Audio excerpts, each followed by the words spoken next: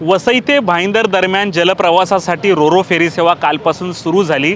अनेकांनी याचा लाभ घेतला। आज देखील चांगला प्रतिसाद आहे आणि पहिल्याच दिवशी जवळपास 20,000चं कलेक्शन झाल्याचं बोललं जात आहे। लोकांनी याचं चांगलं स्वागत केलेलं आहे। प्रायोगिक तत्वावर ही सुरू झाल्याचं बोललं जाते।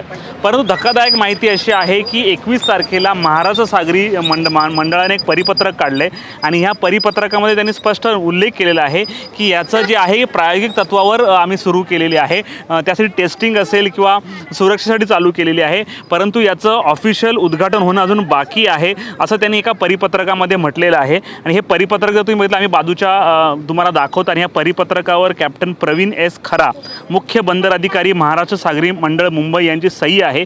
21 फेब्रुवारीचं हे पत्र आहे आणि या पत्रामध्ये यांनी स्पष्ट उल्लेख केलेला आहे की या फेरी बोट सेवेचा कोणताही औपचारिक शासकीय लोकार्पण सोहळा अद्याप झालेला नाही, असा स्पष्ट उल्लेख या पत्रामध्ये केलेला आहे।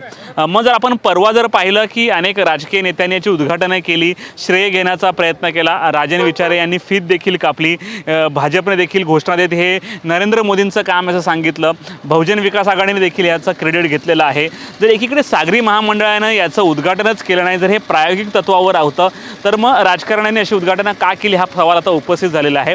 तर दुसरीकडे जर ही प्रायोगिक तत्वावर अशा प्रकारची सेवा होती, तर मग लोकांना असा गाजावाजा का केला? एवढ्या गाड्या लोड नेण्याचं कारण काय? कारण तुमचं प्रायोगिक तत्वावर आहे, याचा तुम्हाला लोड चेक करायचा, याची सुरक्षा चेक करायची आहे आणि याचं औपचारिक उद्घाटन अजून बाकी आहे आणि ती होणार असल्याचं बोललं जाते। हे आम्ही काल देखील सांगितलं होतं की ही प्रायोगिक तत्वावर उद्घाटन आहे, परंतु असं असलं तरी लोकांमध्ये आता संभ्रम आहे की ही रोरो सेवा पुन्हा बंद होणार की मुख्य उद्घाटनासाठी परत चालू होणार का, दरम्यान परत काय होईल? लोकांमध्ये कुठेतरी संभ्रमता आहे। महाराष्ट्र सागरी मंडळानं असं एक परिपत्रक काढल्यानंतर जे आहे की सत्यता समोर आलेली आहे। वसई विरारमध्ये याआधी देखील अशा घटना घडलेल्या आहे की आपण बघितलं, नायगाव पुलाचं 2 वेळा उद्घाटन झालं, आंबाडी पुलाचं सर्वच राजकीय पक्षांनी आपल्याला जमेल तसं उद्घाटन केलं होतं। आणि ह्याही जेटीचं तसंच आहे की एकीकडे प्रायोगिक तत्वावर 3ही पक्षांनी दावा केला की आम्हीच केलं आहे आणि आता सागरी महामंडळ जर अशा प्रकारचं लेटर काढते की आणि त्या लेटरमध्ये स्पष्ट उल्लेख केलेला की याचा कुठल्याही प्रकारचा शासकीय लोकार्पण सोहळा झाला नाही। मग हा लोकार्पण सोहळा कधी होणार? मग हा लोकार्पण सोहळा होण्यासाठी कोणाची वाट बघितली जाते का, किंवा आणखीन कुठच्या मंत्र्याला वेळ नाही म्हणून याचं उद्घाटन थांबलं आहे का, तर का ऑनलाईन पद्धतीने उद्घाटन होणार आहे का, असे अनेक प्रश्न अनुत्तरित आहेत। त्यामुळे ते येत्या काळात पाहावं लागणार आहे की या रोरो फेरी सेवेचं नेमकं राजकारण कसं होतं आहे आणि महाराष्ट्र सागरी बोर्डवाले याच्यावर काय निर्णय घेतात।